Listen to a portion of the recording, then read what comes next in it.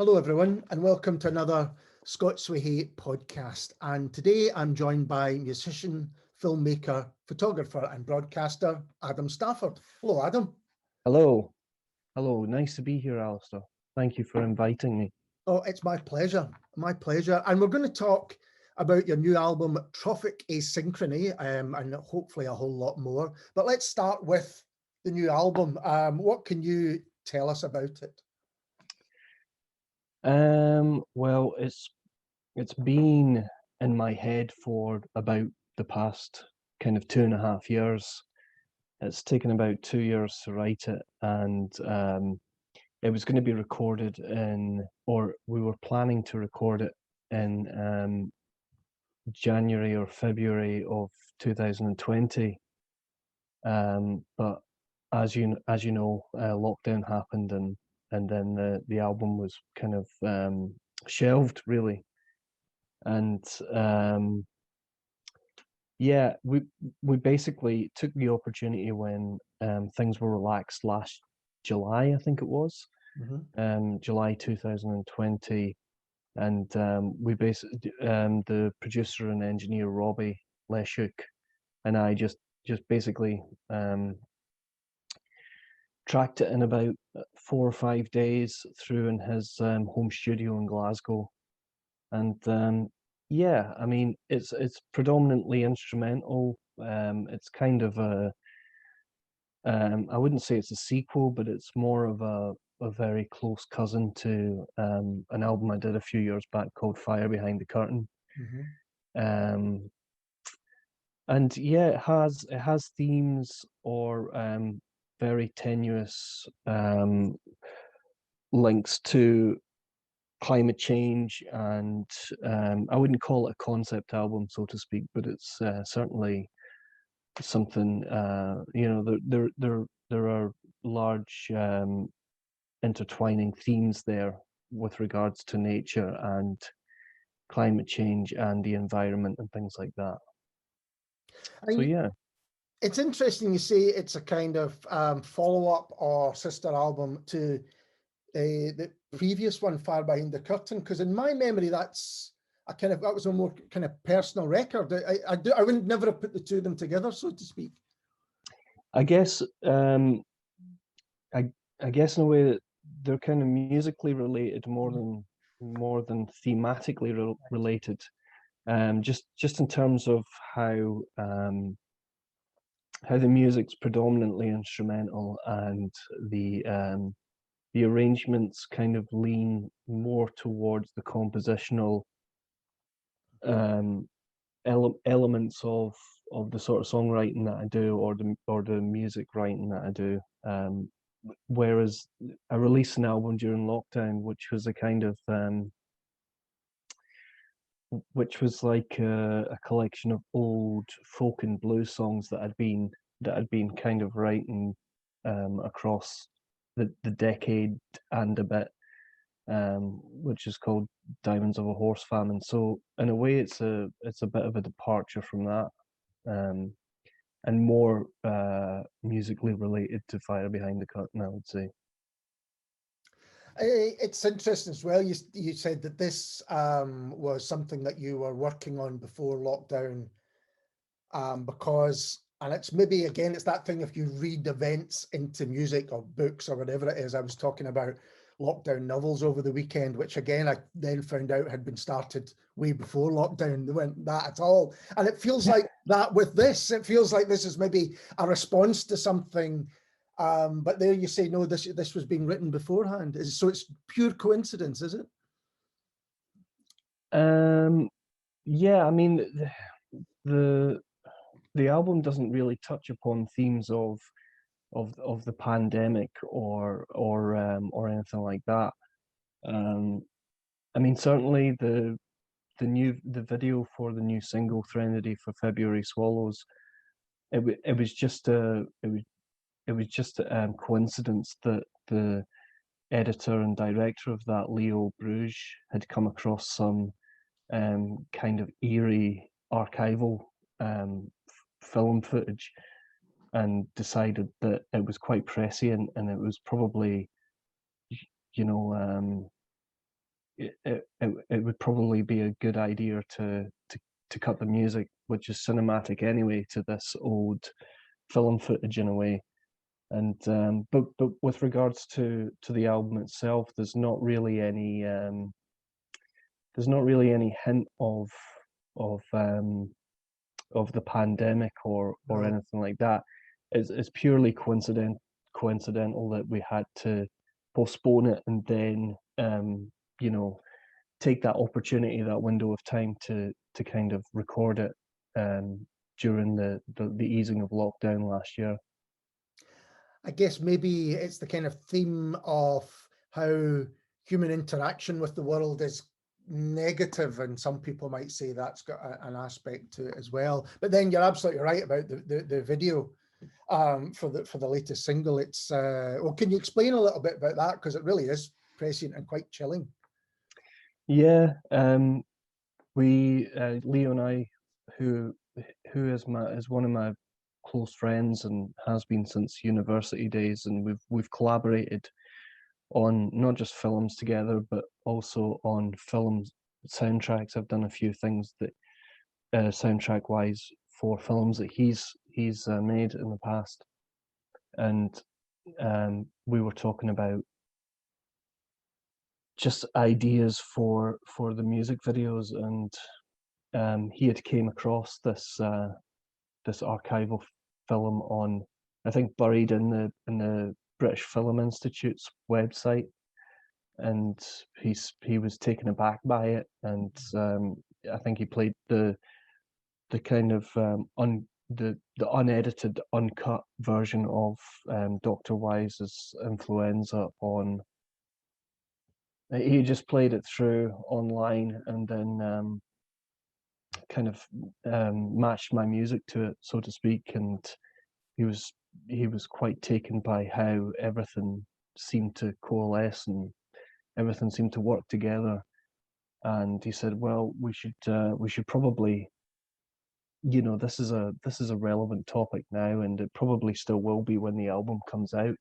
So how about we ask the British Film Institute if we can take the footage and cut the music to it, and that's what we did. And yeah, I think it works. It works really well, and it's kind of like history repeating itself, really, isn't it?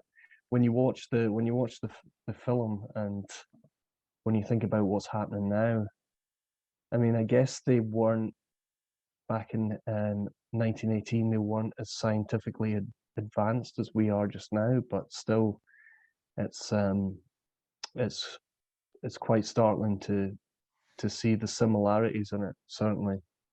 Absolutely. I was watching it and thinking, well, it seems that we don't learn from history, or at least there's a kind of generational jump. You know, the next generation from anything huge would say, oh, do you remember those days? But then it's kind of soon forgotten. And that's what makes it so shocking to watch, to see how close the similarities are. Yeah, yeah. I mean, even in the kind of mask making, in the section at the end where the nurses make the masks, and it's kind of like, well, it's yeah, it's truly prescient. It certainly is. You could have put that into a kind of early lockdown advert and said, here's how you make Yeah, your mask. You yeah. know, it's all out there. I mean, the weird thing about it was, Alistair, that I didn't really know that there was a flu epidemic before COVID in 1918. You aren't really taught about it in Oh, that's history true. classes at school. There's I listen to a lot of kind of pre-war blues music from America and stuff, and there's a lot of Blind Willie Johnson songs where he mentions influenza and things like that.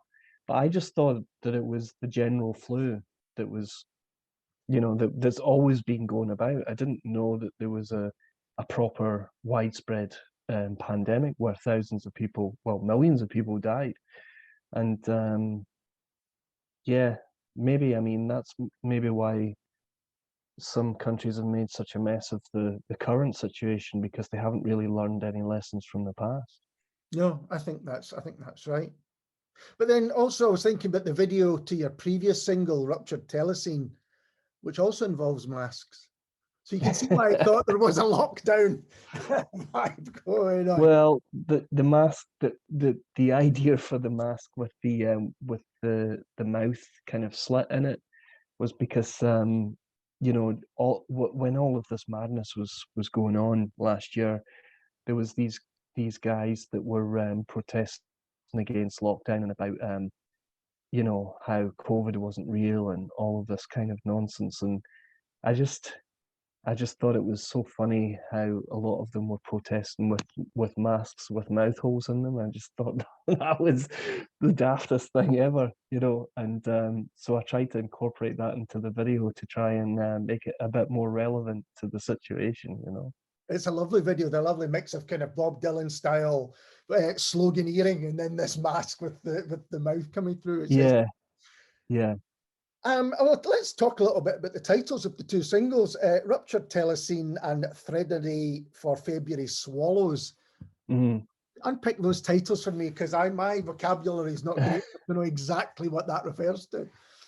Well, Ruptured Telecine has been mispronounced by a few people. It's actually Ruptured Telecine. I should have put the accent on the E, I guess. And it just basically means broken celluloid or broken film. But somebody had mentioned to me, I think it was somebody that was working for Song by Toad. One of the PR people had mentioned that telecine was something to do with centuries or decades or something like that, and that puts a whole different meaning on it. But yeah, Ruptured Telecine was I mean, basically it was called that because I think I read it in something, and I just thought the synthesizers in the song sounded a bit like you know, like old educational films, like I guess like the education boards of Canada and things like that, you know, all of these old kind of informative info films that you saw in the 70s and 80s. So it reminded me of that, and that's why the title was assigned to that. Threnody for February Swallows is Threnody is just basically a lament or a requiem or a dirge, and you shouldn't really see swallows in February, so it was a kind of, I guess, a nod to the climate change themes of the album. Yeah, there are certain clues that if you see them in nature, then they're almost warning sign. Yeah, absolutely. I guess that's what I'm trying to say. Yeah, I mean, if you see swallows in February or blizzards in July, then you know it's definitely a red flag. Yeah, when people say this is the warmest February we've ever had, it's not necessarily. No, it's not a good thing. So let's talk. Sorry. I was going to say I think it was at the start of the year when there was these crazy blizzards and snowstorms in Texas, and somebody had dug up a past tweet from Senator Ted Cruz where he said something like, "When Texas freezes over, I'll vote Democrats," or something like that. And somebody had dug it out of the past and put it online, and I just thought, well, you know, you're in the realm of the kind of climate crisis now, Ted. You know, you're going to have to vote Democrat in the next election. Without getting too political. We've spoken about the two videos, but with all of your music, or at least with most of your music, there's the visual side of it's very important. And even with the visuals for the single and for the album, I mean, they're quite arresting images. What are they? I take it's under microscope or something. I think it's just some nature photography from a guy that I follow on Twitter, and I've never met him. His name's Robert Sanders, and he goes under the Twitter handle of cows are just food. I think he used to have a music blog, and he certainly makes music himself, I think. I must check that out because they're fabulous. Yeah, Fabulous pages. they're beautiful. I mean, he just put them up online one day, and I was, after we tracked the album, I was thinking to myself, how am I gonna, just the things in your head where you're thinking, starting to think about the album artwork and the layout and what kind of visual identity you want the album to have. And he had posted these pictures of mushrooms up that he'd just taken out on a walk, I think, and manipulated them digitally. And I got in touch with them, and I asked him if it was okay to use them for a small fee, and he said, yeah, just use them. So yeah, I mean, I think they're just close up macro pictures of mushrooms that have been digitally manipulated. Fantastic. And I love them. I love that front cover image as well. It's so vibrant and bursting with color. Absolutely. You would never think a mushroom picture taken in the British Isles could produce color like that. I mean, it's something else. I know. But to go back to this idea of what you do visually, it is a very important side of your music, isn't it? I mean, when do you think about the visuals, or is it sometimes that they come first? How does it work for you? I mean, I'm a massive fan of cinema, and I really, I studied film and photography at university, and I'm a massive photography fan, and the music is always quite visual, I suppose, but I never really have I guess the music dictates itself, so there's never really a visual idea in mind, like, unless it's influenced by a film or by something specific. It's never, the music really just dictates its own visual content, I suppose, without trying to sound too wanky. It's it's one of these things where, I love film and I love film soundtracks, and I've done film soundtracks and I've made films and things like that. But when it comes to writing music, it's really just a case of, is the music good, and do I like it, and does it give me some sort of nourishment? And if those are all answered, then the visual aspects come later, I suppose, is what I'm trying to say. And how, because you've well, for me anyway, you have covered different genres. You've brought different styles in, pop, classical, electronic, whatever, however you want to call them. How do you decide that? Basically, how do you start a project? How did you start Trophic Asynchrony? How did you think this is the music for this subject? Yeah, so I mean, I guess, like a lot of musicians, I just start improvising ideas and things that sound nice or melodic to me. I keep on a certain theme or an idea, and I just try and develop that. And once it's developed to a certain point, it goes through a few evolutions, and then you start thinking, oh well, I've got like 3 or 4 songs here, and maybe I could write a few more, and it could become an album. And then that's how it kind of starts to go. And then I guess just as I was writing Trophic Asynchrony, the themes of climate change were becoming a bit more present. They were, you have David Attenborough on Netflix telling everybody that, this is going to be disastrous if we don't start acting now.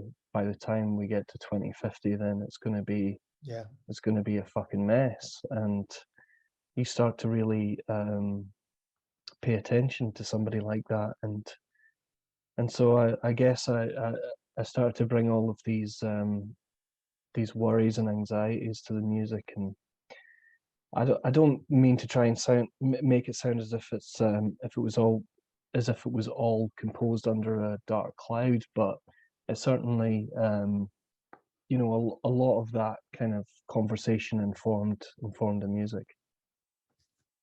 So it's interesting you mentioned Diamonds of a Horse Famine from earlier on, because is that you said that they were older bits of music and lyrics and things that you'd returned to.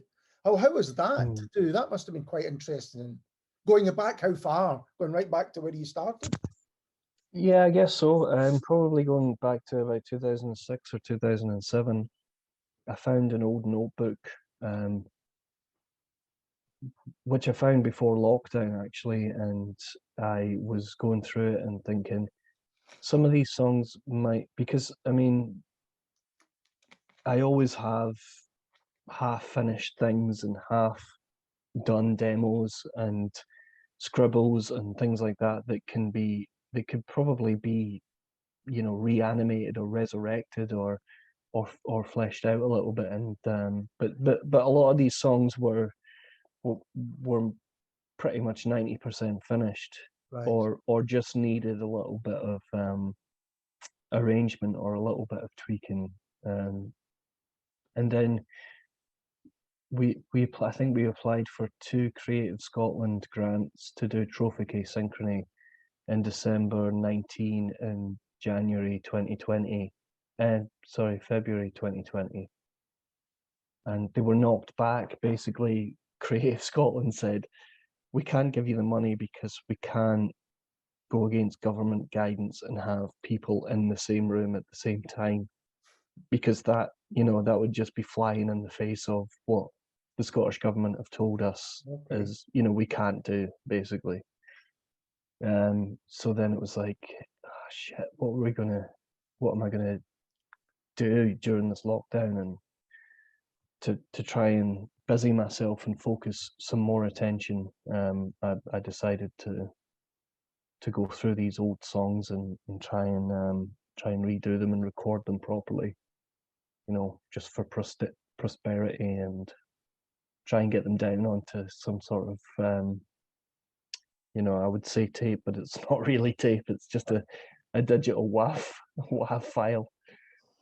But it's so interesting because the 2 albums are so very different.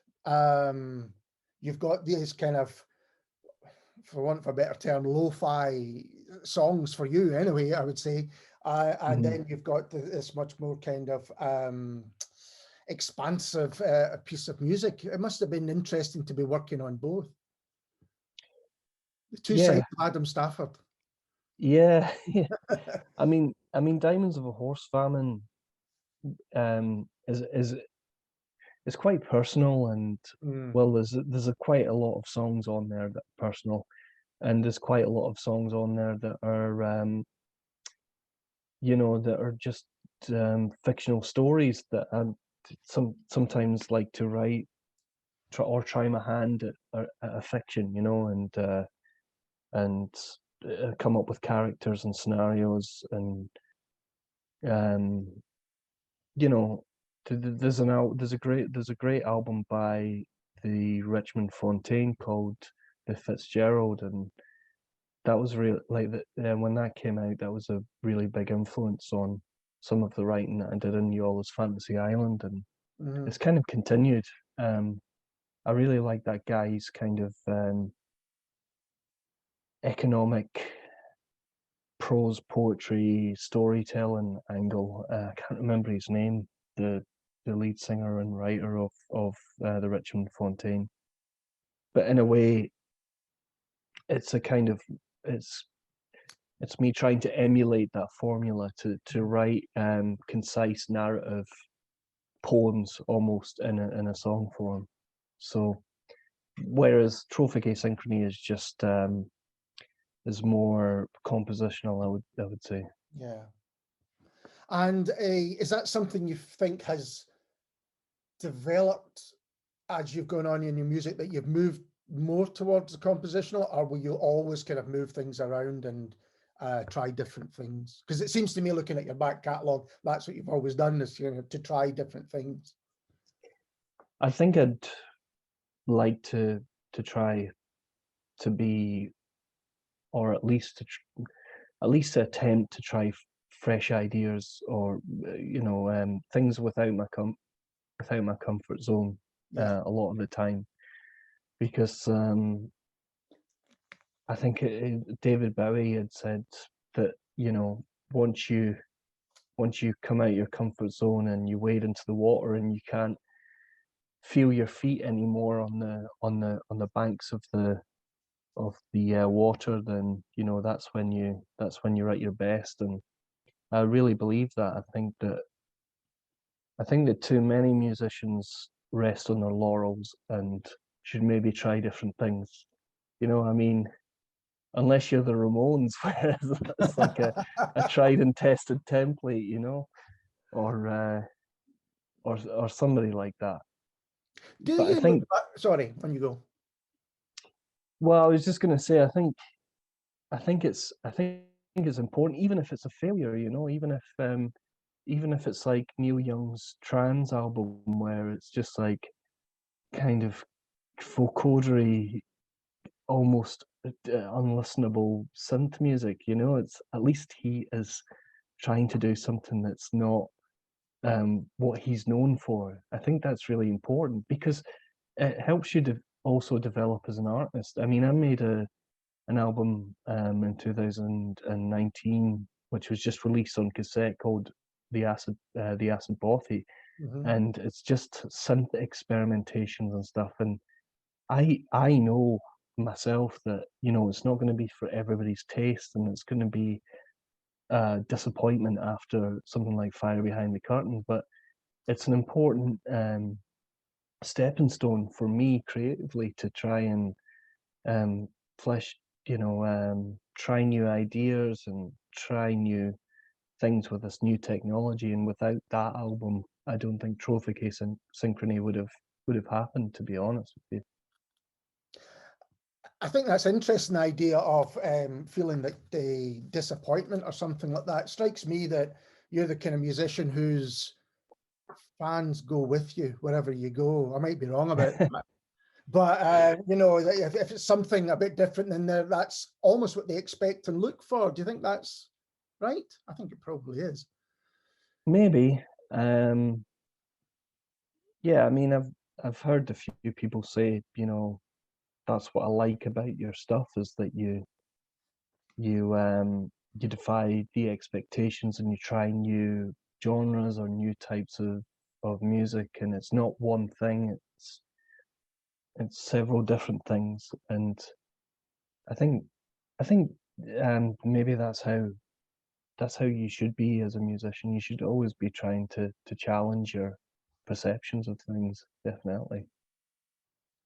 And when Yeah. you look back over your own music, how do you, this might be completely impossible to answer, how do you look upon yourself as a musician? I mean, do you think, oh, is that the same person that made that? Do you recognize yourself all the way through?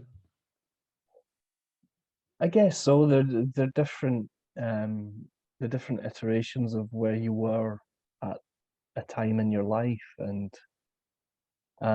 you know, I'm really embarrassed about some of the music that I've made in the past, to be honest. But as I said, I think that's an important, you know, when a musician writes and records and releases an album, you're seeing a really heavily edited version of the creative process, right? But sometimes in the past, I've just been quite impulsive and just released stuff that I've recorded on a crappy cassette player, and I've done stuff that maybe I've not that maybe I should have spent more time refining. And I find all that kind of interesting, you know. I find the heroic failures really interesting.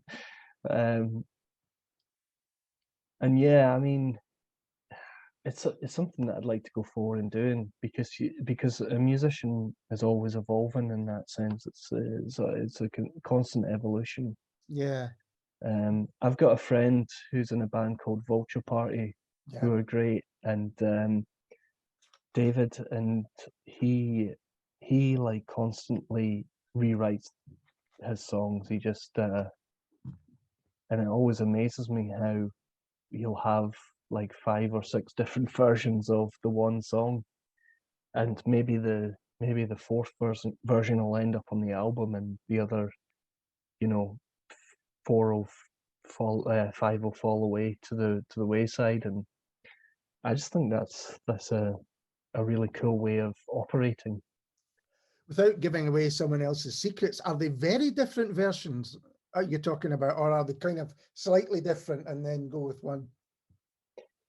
Yeah, I mean, I guess they're slightly different. But I've seen David from Vulture Party writing the whole song, and then there'll be another version where it's got a completely different chorus, and he's completely restructured the lyrics to the song. And I think that's a really commendable way of working, because it's not one fixed idea. I mean, I'm not saying I'm not against somebody who has a vision of how this should be, and that's that. But I think it's important that people um, can be a part of the evolution of the music in that sense. Have you ever found yourself writing something or working on something and you think, oh no, this is similar to what I've done before, and then say, moving on? Yeah, all the time. I mean, all the time. It's I'll write something and think, I've done this. And even worse than that is writing something that you think is great and then realizing that you've ripped off a Chuck Berry song, or a Twilight Sad song, or a Police song, or something like that. It's like, oh no, what am I doing? Like Father Ted in the lift when they hear the Eurovision song that they've... Yeah. And even worse than that is when you've not realized and you've put it on an album that's been released, and you're like, oh, that actually has the same lyric as that I've subconsciously ripped off from somebody else, which is things that I've done, which is what I've done before. I think everybody's just a facsimile of all of the music that they've heard, and some of it goes subconsciously and some of it comes out in the conscious sense of writing and stuff. And yeah, it's you have to, I mean, because there's so much music. Sure. There's so much music down the decades that you have to be sort of aware of things. And I've always found you put on very interesting live shows, no matter what, album or something you're doing. Are you thinking of live shows for Trophic Asynchrony? I am, yeah. I'm hoping to do some live events in October, actually. Excellent. COVID permitting, and the any mutations of the Delta variant that we've still got to kind of to foresee. But yeah, there's a few dates that have already been penciled in for October, and there's going to be one in Glasgow, one in Edinburgh, and I think there's hopefully going to be one in Falkirk as well, which Vulture Party will be playing if it goes ahead. Because we were in a sort of similar situation last year with Diamonds of a Horse, Famine. I was planning on doing an album launch in the Happiness Hotel at Matthew at Song by Toad's place, the studio that he's got in the back of his house. But by October, it was quite clear, I think, that the cases were on the rise again, and it wasn't going to happen. So we'll see how it goes. Oh, well, fingers crossed. Yeah. Adam, thank you so much for taking time to have a chat today. I've really enjoyed. Thank you so much for having me as a guest. It's a pleasure, absolute pleasure. And we'll be back soon with someone completely different. Cheers.